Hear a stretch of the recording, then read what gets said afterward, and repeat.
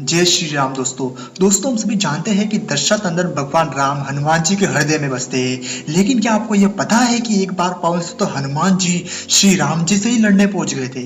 हो सकता है यह जानकर आपको हैरानी हो, लेकिन यह सत्य है और इस घटना का जिक्र श्री राम कथा में भी सुनने और पढ़ने को मिलता है। लेकिन इससे भी ज्यादा हैरान करने वाली बात यह है कि पवन सुत जब श्री राम से लड़ने के लिए तैयार हुए तो उन्होंने सौगंध भी मर्यादा पुरुषोत्तम की ही ली।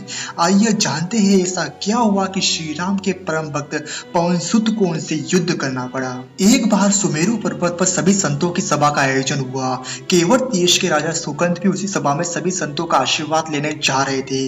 रास्ते में उन्हें देवर्षि नारद मिले। राजा सुकंद ने उन्हें प्रणाम किया। इस पर श्री नारद जी ने उन्हें आशीर्वाद देकर यात्रा का प्रयोजन पूछा। राजा सुकंद ने उन्हें संत सभा के आयोजन की बात बताई। इस पर नारद मुनि ने कहा, अच्छा है, संतों की सभा में जरूर जाना चाहिए। ऐसा कहकर सुकंद को जाने का आदेश दिया। सुकंद जैसे ही सभा में जाने के लिए प्रस्थान करने लगे वैसे ही नारद जी ने उन्हें आवाज दी। इसके बाद कहा कि जिस सभा में जा रहे हो उसमें सभी को प्रणाम करना, लेकिन हाँ, ऋषि विश्वामित्र का अभिवादन बिल्कुल भी मत करना। इस पर सुकंद ने पूछा, यह तो उचित नहीं है। तब श्री नारद जी ने कहा कि तुम भी राजा हो और वह भी पहले राजा ही थे, अब संत हो गए, मत करना प्रणाम। राजा सुकंद ने किया भी ठीक वैसे ही। सभा के समाप्त होते ही विश्वामित्र जी श्री राम जी से मिलने पहुंचे। वहां पहुंचकर उन्होंने बताया कि उनका अपमान हुआ है। वह इसे भूल भी जाते हैं, लेकिन यह तो संत परंपरा का अपमान है। राम जी ने पूछा, गुरुजी क्या हुआ? तब विश्वामित्र जी ने कहा कि मेरा अपमान हुआ है। राम जी ने पूछा, किसने किया है? तब विश्वामित्र जी ने कहा कि जानकर करोगे भी किया। इस पर श्री राम जी ने कहा कि गुरुजी, आपके चरणों की सौगंध लेकर प्रतिज्ञा करता हूँ कि जो सिर आपके चरणों में नहीं झुका है उसे काट दिया जाएगा। कल सुबह मैं उसका वध करूंगा। श्री राम की सौगंध का जैसे ही राजा सुकंद को पता चला, वह नारद मुनि को ढूंढने लगे। काफी देर तक वह परेशान रहे, लेकिन नारद मुनि उन्हें मिल ही नहीं रहे थे। व्याकुल होकर जब वो रोने लगे तब नारद जी प्रकट हुए। सुकंद ने हाथ जोड़कर उन्हें सारी बात कह सुनाई, साथ ही प्राण दान की विनती की। इस पर नारद जी ने उन्हें माता अंजनी की शरण में जाने की सलाह दी। यह भी कहा कि अगर उन्होंने तुम्हें बचाने का वचन दे दिया तो तुम जरूर बच जाओगे, लेकिन यह भी कहा कि वह किसी को यह नहीं बताएंगे कि नारद जी ने उन्हें सलाह दी है। ऐसा कहकर राजा सुकंद माता अंजनी के महल पहुंच गए और वहां उनके महल के बाहर जाकर रोने लगे। राजा सुकंद के रोने की आवाज सुनकर माता अंजनी बाहर पहुंची। तब उन्होंने कहा कि माता मुझे बचा ले, अन्यथा विश्वामित्र जी मुझे मार डालेंगे। इस पर माता अंजनी ने सुकंद को उसके प्राण बचाने का वचन दिया। उन्होंने कहा कि तुम शरण में हो, तुम्हें कोई नहीं मार सकता। इसके बाद राजा सुकंद को विश्राम करने के लिए कहा। शाम ढले जब हनुमान जी माता अंजनी के पास पहुंचे तो उन्होंने सारी बात बताई, लेकिन सुकंद को बुलाने से पहले पवन सुत से सौगंध लेने को कहा। तब श्री हनुमान जी ने कहा कि वह श्री राम के चरणों की सौगंध लेते हैं कि वह सुकंद के प्राणों की रक्षा करेंगे। तब माता अंजनी ने राजा को बुलाया। हनुमान जी ने पूछा, कौन तुम्हें मारना चाहता है? तब सुकंद ने बताया कि श्री राम जी उन्हें मार डालेंगे। इतना सुनते ही माता अंजनी हैरान रह गई। उन्होंने कहा कि तुमने तो विश्वामित्र जी का नाम लिया था। तब राजा ने कहा, नहीं, वो तो मरवा डालना चाहते हैं, लेकिन मारेंगे तो राम ही। हनुमान जी ने राजा सुकंद को उनकी राजधानी में छोड़ा और श्री राम के दरबार में पहुंचे। वहां पहुंचकर उन्होंने श्री राम जी से पूछा कि वह कहाँ जा रहे हैं। तब मर्यादा पुरुषोत्तम जी ने बताया कि वह राजा सुकंद का वध करने जा रहे हैं। तब हनुमान जी ने कहा, प्रभु उसे मत मारिए। राम जी ने कहा कि वह तो अपने गुरु की सौगंध ले चुके हैं, अब पीछे नहीं हट सकते।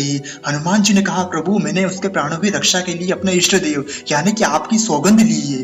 तब श्री राम जी कहते हैं, ठीक है, तुम अपना वचन निभाओ, मैं अपना वचन निभाऊंगा। हनुमान जी राजा सुकंद को लेकर पर्वत पर पहुंचे और राम नाम का कीर्तन करने लगे। उधर राम जी राजा सुकंद को मारने के लिए उनकी राजधानी पहुंचे, लेकिन वह वहां नहीं मिले तो वह उन्हें ढूंढते हुए पर्वत पर पहुंचे। वहां हनुमान राम मंत्र का जप कर रहे थे।